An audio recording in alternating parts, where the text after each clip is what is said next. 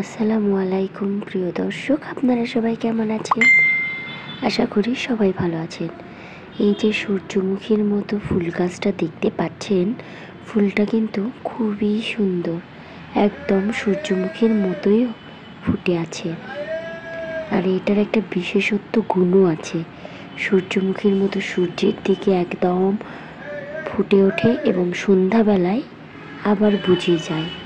এই গাছটার নাম কিন্তু গাজানিয়া।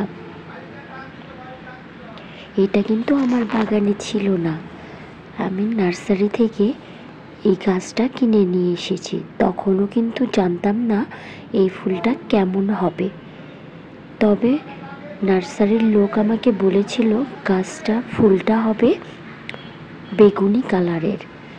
ফোটার পরে দেখলাম ফুলটা হলুদ কালারের, তার মধ্যে সাদার কম্বিনেশন। বেগুনি হোক বা হলুদ হোক, আমার কিন্তু বেশ ভালোই লেগেছে। এই যে এখন বিকালবেলা দেখেন ফুলটা কিন্তু একদম বুঝে যাচ্ছে। এই ফুলের কিন্তু একটা বিশেষত্ব আছে, এটা সন্ধ্যাবেলায় কুলির মতো হয়ে যায়, একদম বুঝে যায়, আবার সূর্যের আলোতে সূর্যমুখী ফুলের মতো ফুটে ওঠে। সারাদিন একদম সুন্দর সূর্যমুখীর মতো মুখ সূর্যের দিকে মুখ করে তাকিয়ে থাকে এবং সন্ধ্যা হয়ে গেলেই এরকম বুঝে যায়। দেখেন অনেকগুলো কলি এসেছে গাছে, আমার তো আনন্দের শেষ নেই। ফুলটা কিন্তু খুবই সুন্দর। আমার বাগানে সূর্যমুখী নেই, কিন্তু এটাই কিন্তু সূর্যমুখীর মতো কাজ করে। আমি এটাকেই সূর্যমুখী বলে থাকি। ফুলটা আমার কাছে এত ভালো লেগেছে যে আমি কি বলবো, খুবই সুন্দর ফুলটা।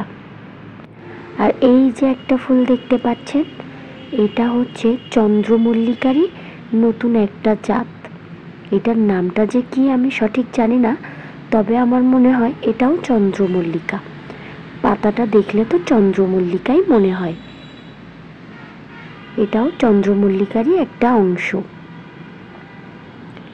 এই ফুলটাও কিন্তু বেশ ভালো, অনেক দিন গাছে এরকম থাকে। আমার বেশ কয়েকদিন যাবত এই ফুলটা একদম ফুটে আছে এবং নষ্ট হয়নি। ফুলটা খুবই সুন্দর এবং কালারের কম্বিনেশনটাও অসাধারণ। আমার বাগানে এই নতুন সদস্যদের নিয়ে এসে আমি তো মহা খুশি। আপনাদের কেমন লাগছে অবশ্যই জানাবেন। আর হ্যাঁ, আমি সেলসিয়া গাছও কিন্তু নিয়ে এসেছি। আজকে এই পর্যন্তই, দেখা হবে পরবর্তী ভিডিওতে। আপনাদের ভিডিওগুলো কেমন লেগেছে এবং ফুলগুলো কেমন লাগছে আমাকে অবশ্যই কমেন্ট করে জানাবেন। টাটা, বাই বাই, আল্লাহ হাফেজ।